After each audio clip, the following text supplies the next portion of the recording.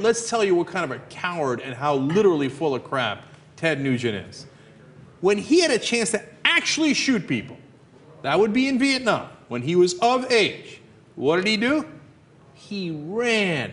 He ran for the hills. But he didn't just get normal deferments. He didn't go to get an education or anything like that.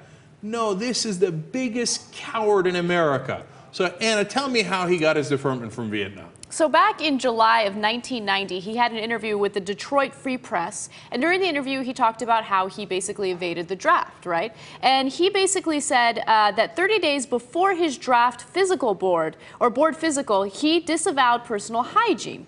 The last 10 days, he ingested nothing but junk food and Pepsi. And with a week to go until the physical, he stopped using the bathroom altogether. When the big day came, and he had been living in excrement-caked and urine-stained pants.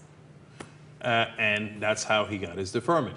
He literally shit his pants to get out of Vietnam.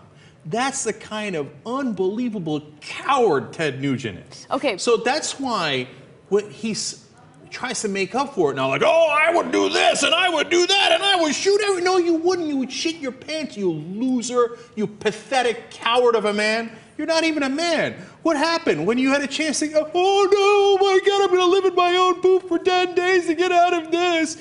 You are the weakest, most scared, most pathetic man in America. And oh yeah, Obama sucked on this. God, you're such a loser.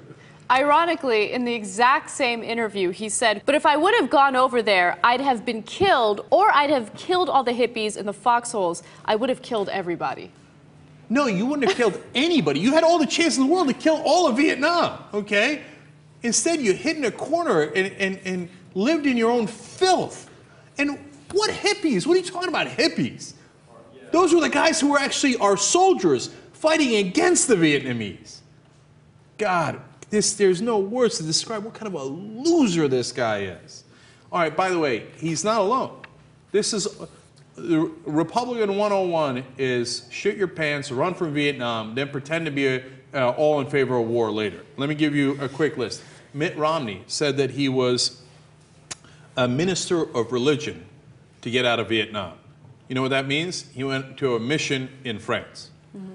So oh no, please, I couldn't possibly go to Vietnam. I must go to France. Okay, so he went as a more mission to France.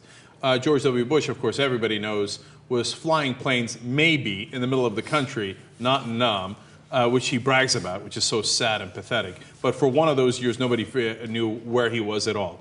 Rush Limbaugh had a cyst on his ass. This is literally true. And he used that. He said, I can't sit on it. And then now he sits on his fat ass for a living. Okay? And it's a sick story. It was filled with like pus and hair. He literally had a tail. Okay? And he's like, oh, I'm a mutant, I have a tail, I gotta run from Vietnam. Just when you think that you can't get more disgusted by Rush Limbaugh. I know. Dick Cheney, not 1, not 2, not 3 deferments, not 4, 5 deferments. He said, I had other priorities. Oh, did you? While people were getting killed in war, you had other priorities.